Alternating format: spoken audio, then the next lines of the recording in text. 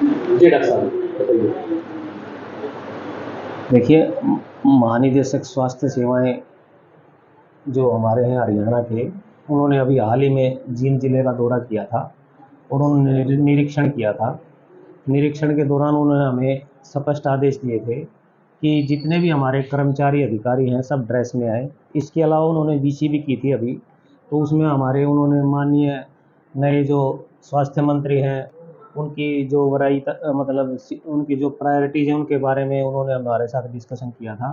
तो अब उन्होंने जो मेन हमारा जो मुद्दा है ये है कि एक तो सारे अस्पताल में स्पेशलिस्ट उपलब्ध हों, जितने भी डॉक्टर हैं सभी उपलब्ध हों।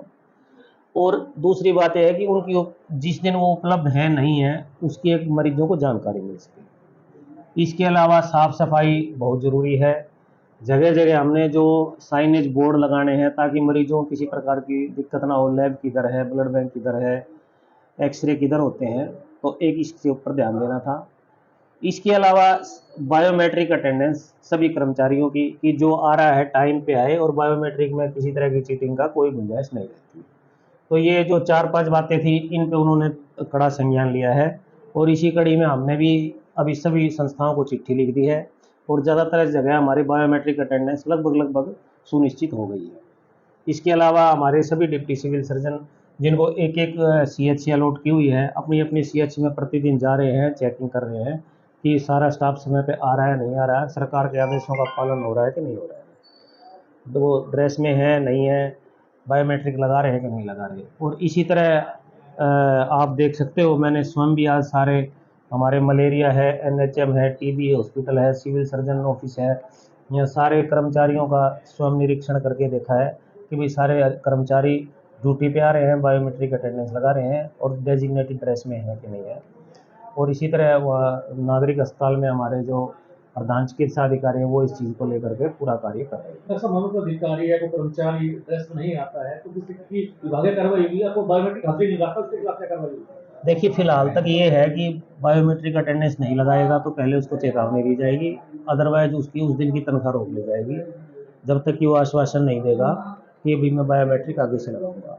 अभी बायोमेट्रिक अटेंडेंस को पे के साथ गवर्नमेंट के द्वारा जोड़ा नहीं गया है और जिस दिन जुड़ जाएगी उस दिन ऑटोमेटिकली उसकी तनख्वाह कट जाएगी। फिलहाल जो है हम पहले चेतावनी देते हैं, भाई अगर कोई बंदा ड्रेस में नहीं आ रहा है, बायोमेट्रिक नहीं लगा रहा, अगर फिर भी नहीं मानता है तो फिर उसकी जो है तनख्वाह रोकने की और अनुशासनात्मक कार्रवाई की जाएगी।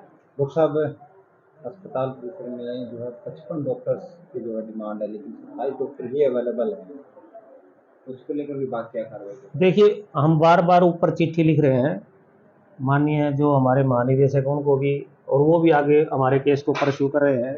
दिक्कत ये है कि जींद थोड़ा सा हरियाणा का बैकवर्ड डिस्ट्रिक्ट में आता है, तो यहाँ पे अपने लोग आना नहीं चाहते, बहुत बार सरकार बदली कर देती है तो वापस चले जाते हैं। तो ये एक थोड़ा सा सोशल इश्यू भी है और कुछ डॉक्टरों की हेल्थ डिपार्टमेंट में कमी भी है, तो दोनों फैक्टर हैं। जब कमी पूरी हो जाएगी तो लोगों के पास ऑप्शन भी नहीं बचेगा यहाँ आने के अलावा।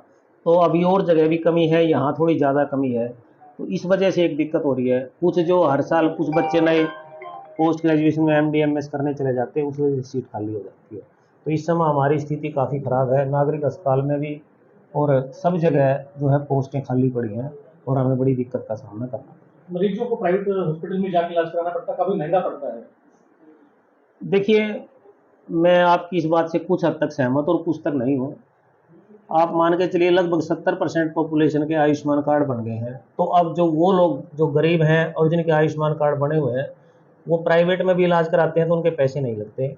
तो वो शायद एक फैक्टर तो ये भी है कि प्राइवेट में काफ़ी लोग अपना इलाज कराने लग गए, क्योंकि बाहर भी काफ़ी सारे हॉस्पिटल एमपैनल हैं आयुष्मान से, तो उनका वहाँ भी फ्री इलाज होता है।